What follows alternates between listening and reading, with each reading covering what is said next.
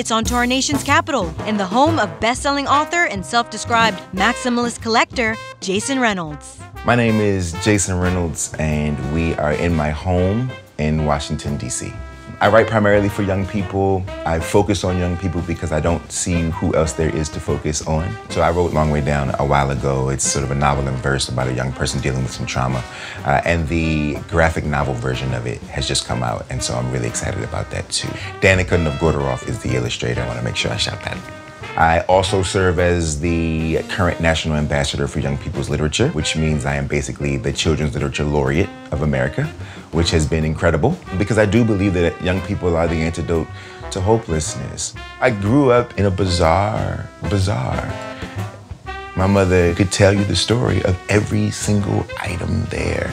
You go to her house and she's got like strange pieces of needlework on the walls. Like, what is this? I don't know, but I love it, right? And that's the kind of person, she just likes what she likes. You know, then you go downstairs and there's like an old school butter churn, upright pianos, and pipe organs in the house. A pipe organ was in my house growing up. And when you grow up that way, it's almost impossible to not become that way. I definitely carry on that tradition with pride. I like to consider myself a maximalist, I say. And I think that's okay. If everything has a place, you're not a hoarder if everything has a place. How goes it, guys? Hey, Jason. Great to meet you. Pleasure. Devin Eastland and Paul Winnicke were tapped to check out Jason's collections. And perhaps it's no surprise that an author like Jason Reynolds would seek out the works of other acclaimed writers.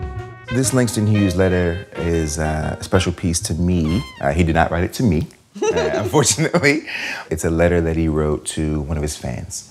Apparently, this lady is a bit upset because she's seen an adaptation of something from one of his works and felt like they had misrepresented the work, and she wanted to know what he thought about it.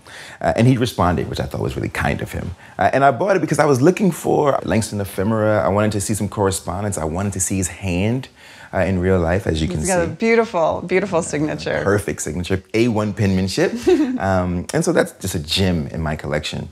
And then we have Claude Brown's Manchild in the Promised Land. And this is a big deal for me, one, because it's Claude Brown, but two, because it's an advanced reader copy. So it's actually not the finished version of the novel. It's the promotional version for review, which I find to be even more special as an item. And then the book itself, of course, for those who don't know, Claude Brown is pretty much a hero as it pertains to Black literature. He's our guy, you know, one of our many guys. And then lastly, but certainly not least, we have a first edition signed copy of Toni Morrison's Beloved that I bought at a silent auction. Oh, fun. For a literary benefit, without knowing that soon we would lose the great Toni Morrison. Oh, so you bought it before she passed. Before she passed, wow. Yeah. And so I'm just grateful to have it now. The Langston Hughes letter is really interesting. He's talking about his play Mulatto that was produced in Cleveland. He mentions Karamu House, yeah, the oldest multicultural theater in the country that does African American and other multicultural productions of plays. It was founded in 1917. The play was adapted for Broadway, but they changed it. Right. Okay. They added straight out sexual assault. They sensationalized it. The other thing that's interesting is he has a short story called Father and Son that scholars say is the basis for the play.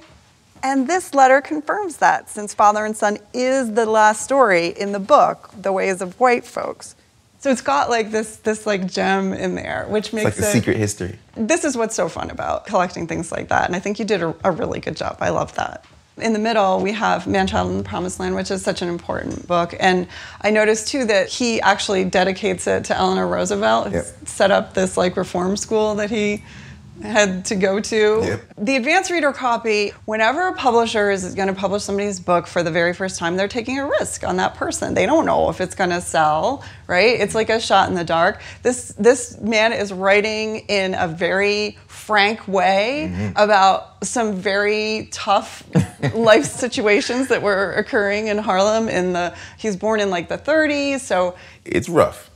Yes, and it's like how many books at that time were published that used his approach to language and storytelling. And the Toni Morrison is amazing. And I want people to also collect Toni Morrison. Please. First of all, there's the wonderful signature. The other thing we need to look at is the copyright page. There are sometimes codes and things. This one is very straightforward. It says first edition. The other thing we watch out for, the book club copy doesn't have, there's a little blind stamp of the publisher. It's the little borzoi, it's a little dog. So if you're out there and you're in a bookstore and you're trying to find your Toni Morrison beloved first edition, look for those points. How much did you pay at the charity auction for this book? So I tried to jump high because I wanted to win. I wanted to win, and I didn't win any competition. So I paid $1,000 for it. Okay, I think that's not unreasonable on a retail level. There are people trying to charge $1,200 for this book now. Obviously, if it was the one that Toni Morrison gave to Oprah or something, that's going to go for a lot more. But right now, it's anywhere between about $300 auction to about $1,200 retail. It's a little bit similar with Claude Brown. You can't get it for any less than $250. And there are people asking $1,000. How much did you pay for the Claude Brown? I paid $200 flat. Yeah, that's perfect. And it's a nice copy too, and condition is very important with books. The Langston Hughes letter, because it has good content that's scholarly and related to his work, I think if I was estimating for auction, I would say $2,000 to $3,000. Do you remember what you paid for the Langston Hughes letter? I'm pretty sure I paid around $800 for it. Good, that's good. That's so cool. Share it with other people. No, I'm telling everyone. I'm telling everybody.